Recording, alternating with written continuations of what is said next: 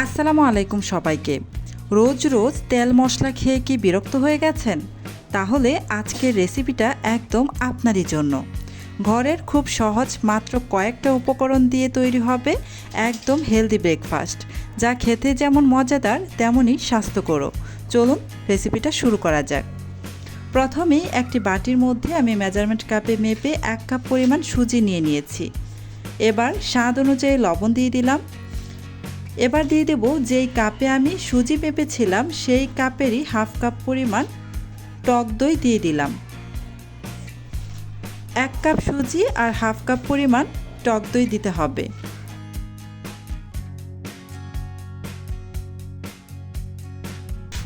এবার সুজি আর টক দই একসাথে একটু মিক্স করে নিচ্ছি।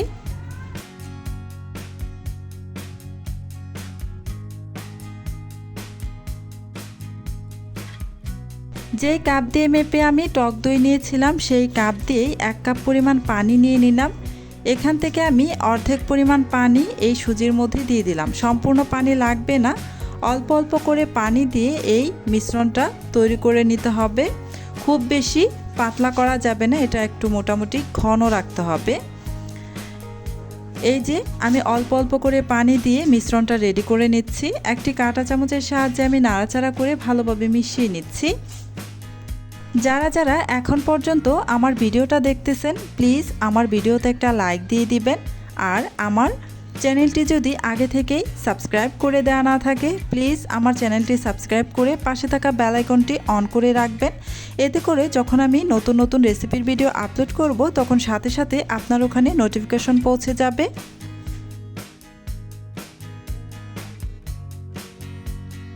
মিশ্রণটা অনেক বেশি ঘন, তাই এখানে আমি আরও সামান্য একটু পানি দিয়ে দিলাম, দিয়ে আবারও একটু মিশিয়ে নিচ্ছি। এই সুজিটাকে আমি রেস্টে রেখে দিব, তারপর কিন্তু এই সুজিটা ফুলে উঠবে আর পানিটাও টেনে আসবে। তাই এই পর্যায়ে একটু পানি বাড়িয়ে দিতে হবে। পরবর্তীতে আমি আর কোনো পানি ব্যবহার করব না। এই যে মিশ্রণটা দেখে নিশ্চয়ই বুঝতেই পেরেছেন। এভাবে মিশ্রণটা রেডি করে নেওয়ার পর আমি ঢেকে রেখে দিচ্ছি প্রায় 10 মিনিটের মতো। আর এদিকে একটা পুর তৈরি করে নেব এই নাস্তার জন্য, তাই প্যানের মধ্যে সামান্য একটু তেল দিয়ে দিলাম। তেলটা গরম হওয়া পর্যন্ত অপেক্ষা করব। আর এই তেলটা আমি পুরো প্যানের গায়ে ভালোভাবে ছড়িয়ে নিলাম। এই যে তেল গরম হয়ে এসেছে, এবার এখানে আমি হাফ চামচ পরিমাণ সরিষা দিয়ে দিলাম। আর দিয়ে দেব এখানে ধনিয়া পাতা কুচি, প্রায় 1 টেবিল চামচের মতো হবে। ধনিয়া পাতা আর সরিষাটা দেওয়ার পর নাড়াচাড়া করে কিছুক্ষণ ভেজে নিতে হবে।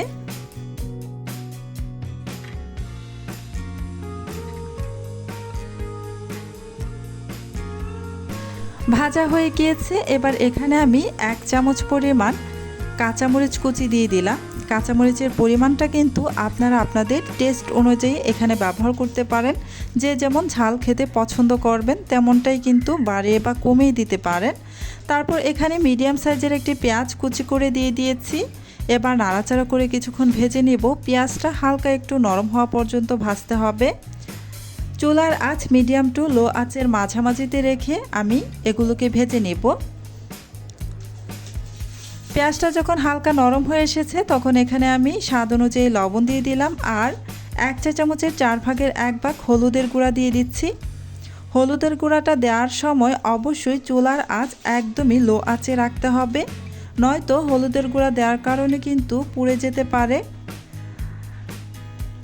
এই যে এবার এখানে আমি দিয়ে দিব ম্যাশ করে নেওয়া আলু। এখানে আমার মিডিয়াম সাইজের 2টি আলু সেদ্ধ করে খোসা ছাড়িয়ে ম্যাশ করে নিয়েছি। আর এই আলুটাকে একদম মিহি করে ম্যাশ করে নিই, হালকা একটু দানাদার ভাব আছে, এতে কোনো অসুবিধা নেই। আলুটা দিয়ে দিলাম। এবার নাড়াচাড়া করে বেশ খানিকক্ষণ সময় ধরে এই আলুটাকে ভেজে নেব। কিছুক্ষণ পর পর এভাবে নাড়াচাড়া করে আলুটাকে ভেজে নিতে হবে। এভাবে যদি এটা ভেজে নেন তাহলে কিন্তু পুরটা খেতে ভীষণ ভালো লাগবে। একটু সময় নিয়ে আমি এই আলুর পুরটাকে ভেজে নিয়েছি। বেশ খানিকক্ষণ সময় নিয়ে আলুর পুরটাকে ভালোভাবে যদি একটু ভাজা ভাজা করে নেন তাহলে কিন্তু এই পুরটা মুখে দেওয়ার পর খেতে ভীষণ টেস্টি লাগবে। আলুর পুরটা আমার হয়ে গিয়েছে, তাই নামিয়ে ভালোভাবে ঠান্ডা করে নিয়েছিলাম। এবার এই আলুর পুরটাকে অল্প অল্প করে নিয়ে হাতের মধ্যে ছোট ছোট গোলাকৃতি একটা শেপ দিয়ে নিলাম। এই যে দেখি, নিশ্চয়ই বুঝতেই পারছেন। এভাবে আমি সবগুলো বানিয়ে রাখবো আগে থেকে যদি এভাবে গোল গোল করে শেপ দিয়ে রেখে দেন, তাহলে কিন্তু এই নাস্তাটা বানাতে খুবই সহজ হবে আর সুবিধারও হবে। এই যে আমি সবগুলো এভাবে গোল গোল করে শেপ দিয়ে নিচ্ছি।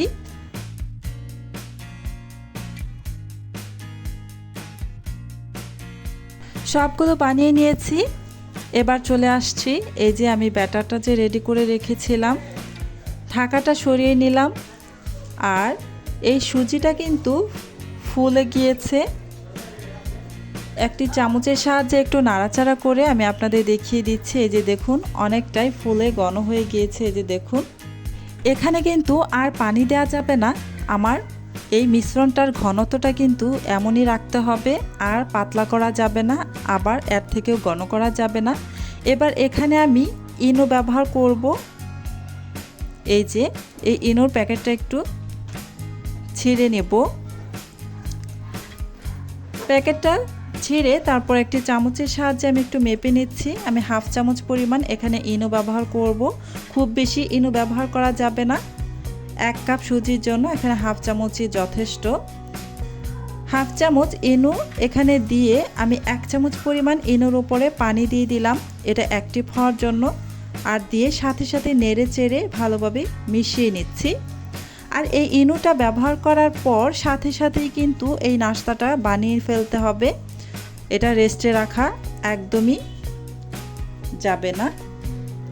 ইনো দিয়ে নেড়ে মিশিয়ে নিয়ে সাথে সাথে আমি নাস্তাটাকে বানিয়ে নেব, রেস্টে রাখবো না। রেস্টে রাখলে এই ইনোর কাজ একদমই হবে না। এই যে ভালোভাবে নাড়াচাড়া করে মিশিয়ে নিয়েছি। আর এদিকে নিয়ে নিলাম আমি ছোট ছোট বাটি। এই বাটির মধ্যে আমি সামান্য একটু তেল দিয়ে দিলাম। এবার ব্রাশ দিয়ে ভালোভাবে বাটির মধ্যে ব্রাশ করে নিচ্ছি। তেলটা ভালোভাবে বাটির মধ্যে ব্রাশ করে নিলে যেটা হবে, যখন এই নাস্তাটা বানাবেন, তারপর এই নাস্তাটা খুব সহজেই উঠে আসবে, লেগে যাবে না।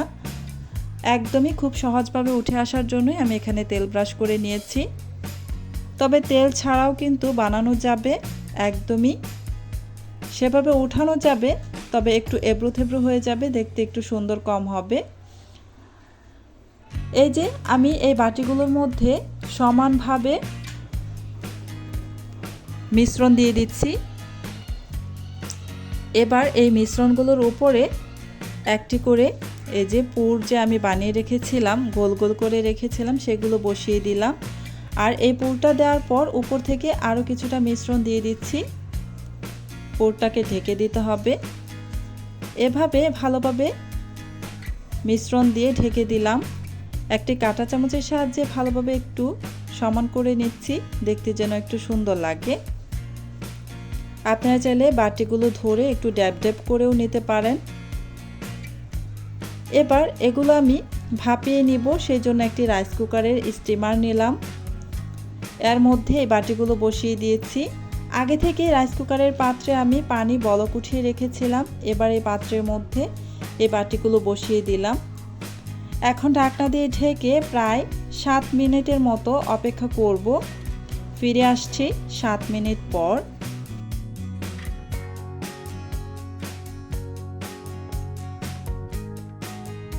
প্রায় 7 মিনিট পর ঢাকনাটা উঠিয়ে নিচ্ছি।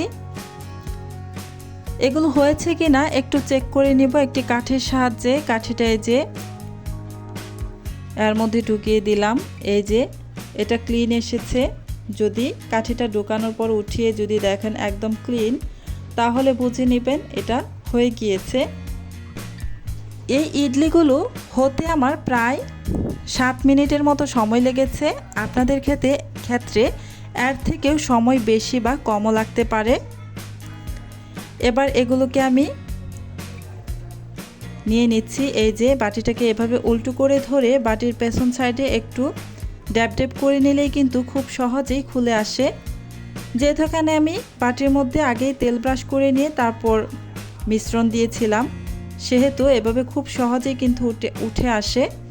বাটির পেছন সাইডে উল্টিয়ে নিয়ে ড্যাব ড্যাব করে নিলেই উঠে আসে খুব সহজে, একদমই ঝামেলা নেই।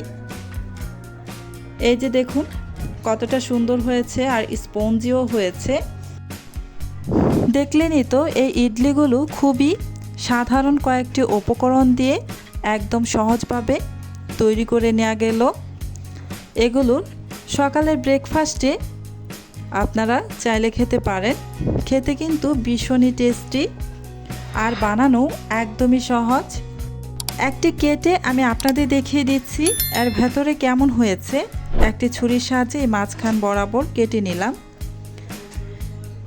এই যে দেখুন দেখতে কতটা লোভনীয় হয়েছে।